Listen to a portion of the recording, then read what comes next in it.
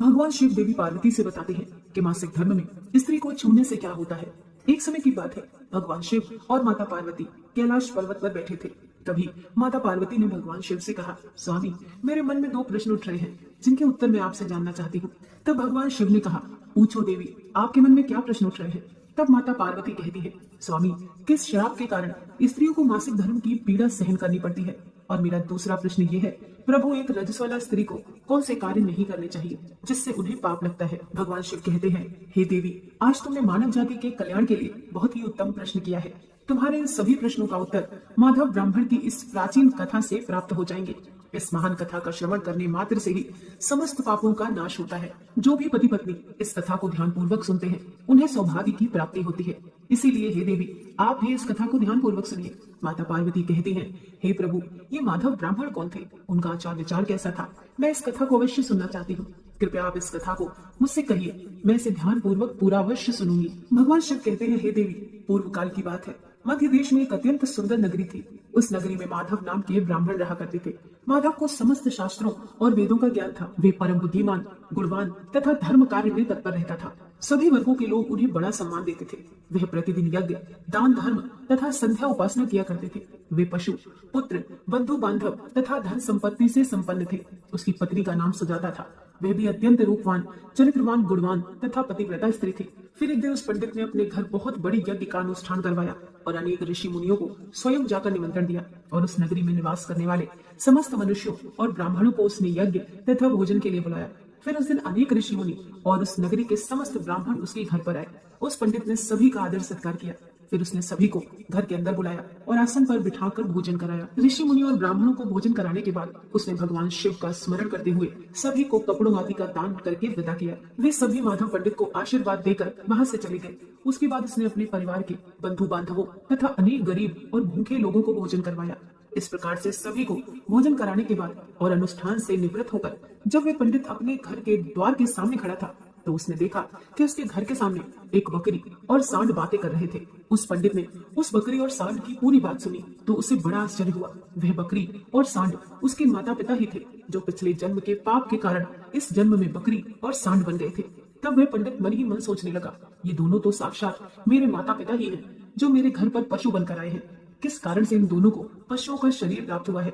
अब इनके उद्धार के लिए मैं क्या करूं। इस प्रकार मन में विचार करते हुए उस पंडित को रात भर नींद नहीं आई और वह रात भर भगवान शिव का स्मरण करते हुए सोच विचार करने लगा।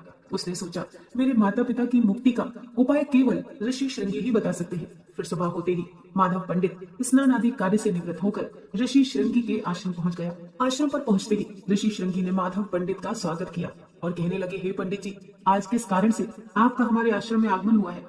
आपके मुखमंडल पर ये कैसी उदासी छाई हुई है, बताओ आपके दुख का क्या कारण है।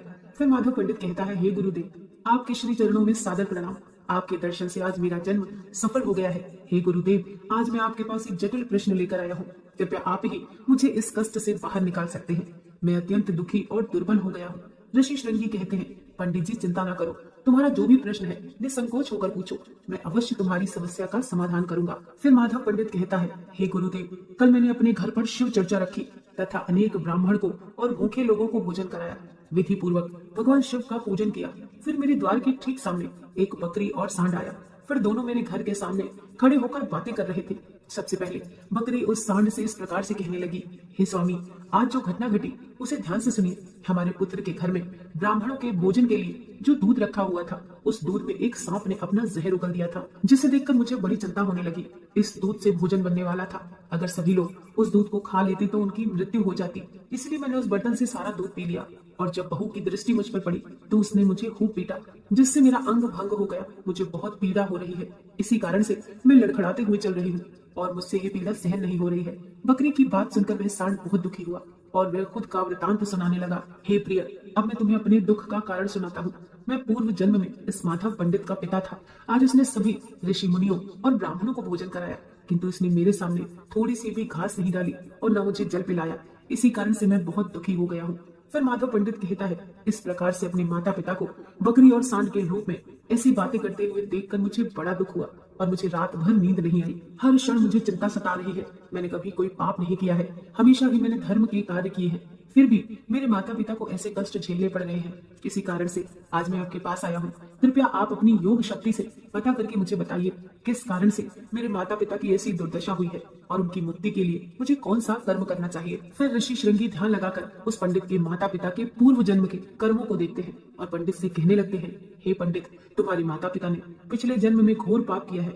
इस पाप के कारण आज उनकी ऐसी दुर्दशा हुई है। फिर पंडित कहता है, हे गुरुदेव, किस पाप के कारण मेरे माता पिता की ऐसी दुर्दशा हुई है? कृपया विस्तार से बताइए, मैं जानना चाहता हूँ। फिर ऋषि श्रृंगी कहती है, हे पंडित, तुम ध्यान से सुनो। ये सांड जो तुम्हारे पिता हैं, ये पिछले जन्म में रामनगर के श्रेष्ठ पंडित रहे हैं। इन्होंने एक दिन पूर्णिमा का व्रत करके भोजन किया था।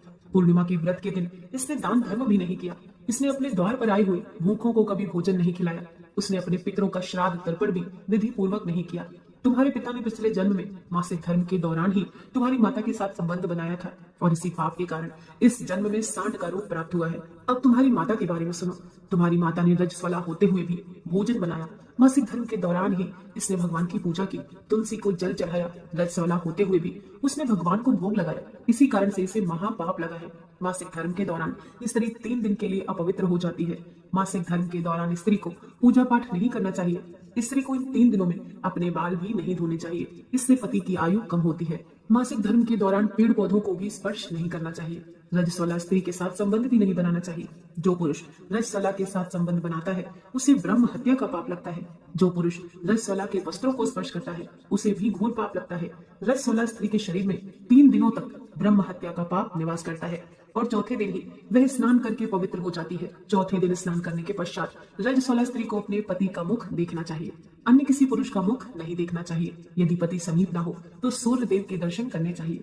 ऋषि श्रृंगी कहते हैं, हे पंडित, इसी पाप के कारण तुम्हारे पिता को सांड और तुम्हारी माता को बकरी का जन्म प्राप्त हुआ है। माधव पंडित कहता है, हे गुरुदेव, अब आप मुझे अपने माता पिता की मुक्ति के लिए उपाय बताइए। ऋषि श्रृंगी कहते हैं, हे पंडित, तुम किसी भी अमावस्या के दिन अपने माता पिता की मुक्ति के लिए श्राद्ध तथा तर्पण करो और दान धर्म करो, गायों की सेवा करो और अपने माता पिता की मुक्ति के लिए भगवान से प्रार्थना करो। फिर वह पंडित वही करता है।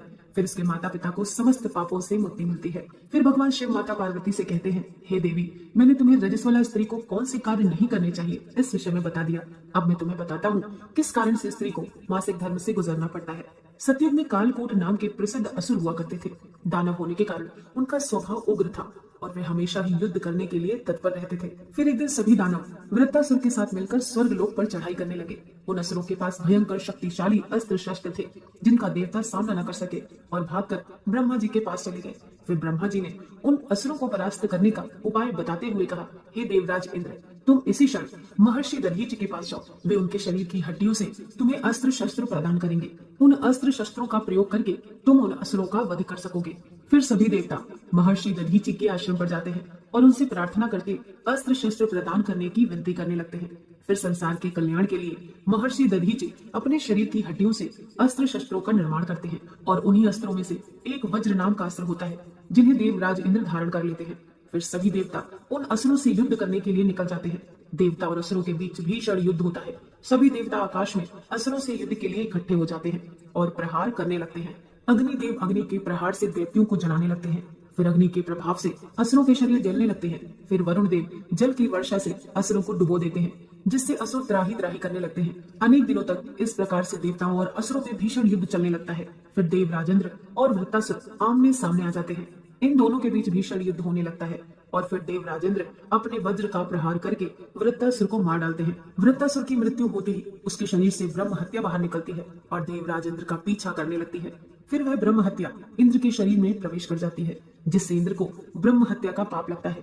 फिर देव राजेंद्र ब्रह्मा जी के पास जाते हैं और उनसे ब्रह्म हत्या से छुटकारा पाने के लिए कहते हैं। फिर ब्रह्मा जी उस ब्रह्म हत्या को देव राजेंद्र के शरीर से बाहर निकालने की आज्ञा देते हैं और वह ब्रह्म हत्या इंद्र के शरीर से बाहर निकलकर ब्रह्मा जी से कहने लगती है, हे परम पिता, अभी तक मैं वृत्तासुर के शरीर में निवास कर रही थी क्योंकि उसने अनेक ब्रह्म हत्याएं की थी। जब इंद्र ने उसकी हत्या कर दी तो मैं इंद्र के शरीर में निवास करने लगी। अब आप ही मुझे उचित स्थान दीजिए जहाँ पर मैं रह सकूं। फिर ब्रह्मा जी कहने लगे, ब्रह्म हत्या, मैं तुम्हें उचित स्थान देता हूँ। फिर ब्रह्मा जी ने ब्रह्म हत्या के 4 भाग कर दिए और कहा, ब्रह्म हत्या, तुम्हारा एक भाग अग्नि के भीतर रहेगा। जो भी मनुष्य अग्नि को आहुति नहीं देगा तो उसके शरीर में प्रवेश कर जाना। तुम्हारा दूसरा भाग जल के भीतर रहेगा। जो भी जल में गंदगी फैलाएगा अथवा मल मूत्र का त्याग करेगा तो उसके शरीर में प्रवेश कर जाना। तुम्हारा तीसरा भाग पेड़ पौधों में रहेगा जो भी मनुष्य बिना कारण ही वृक्षों को काटेगा उसे भी ब्रह्म हत्या का पाप लगेगा। फिर ब्रह्मा जी ने अप्सराओं को अपने पास बुलाया और कहा, हे अप्सराओं, इस ब्रह्म हत्या का 1/4 भाग तुम ग्रहण करो। अप्सराएं कहने लगी, हे प्रभु, आपकी आज्ञा से हम इसे ग्रहण करने के लिए तैयार हैं, किंतु हमें भी इससे मुक्ति का उपाय बताइए। फिर ब्रह्मा जी कहने लगे, हे अप्सराओं, जो भी पुरुष रजस्वला स्त्री के साथ संबंध बनाएगा उसके अंदर ये ब्रह्म हत्या प्रवेश कर जाएगी। इस प्रकार से ब्रह्म हत्या के 4 भाग हो गए, एक अग्नि में, दूसरा जल में, तीसरा पेड़ पौधों में और चौथा स्त्रियों के अंदर प्रवेश कर गया। इस ब्रह्म हत्या के पाप के कारण स्त्रियों को मासिक धर्म होता है। जो भी पुरुष मासिक धर्म के दौरान स्त्रियों को स्पर्श करता है अथवा उनके साथ संबंध बनाता है उसे ब्रह्म हत्या का पाप लगता है। भगवान शिव कहते हैं, हे देवी, इस प्रकार से मैंने आपको स्त्री के रजस्वला होने के पीछे के कारण और रजस्वला स्त्री को कौन से कार्य नहीं करने चाहिए आदि के विषय में बता दिया है। फिर माता पार्वती कहती है, हे स्वामी, आज आपने मुझे बहुत ही महत्वपूर्ण ज्ञान दिया है। मैं भी आपको वचन देती हूँ, जो भी स्त्री मासिक धर्म के दौरान पूजा पाठ करेगी और पति के साथ संबंध रखेगी उसके घर में मैं कदापि प्रवेश नहीं करूंगी। दोस्तों, वीडियो पसंद आई हो तो लाइक कीजिए, चैनल को सब्सक्राइब कीजिए। मिलते हैं नेक्स्ट वीडियो के साथ।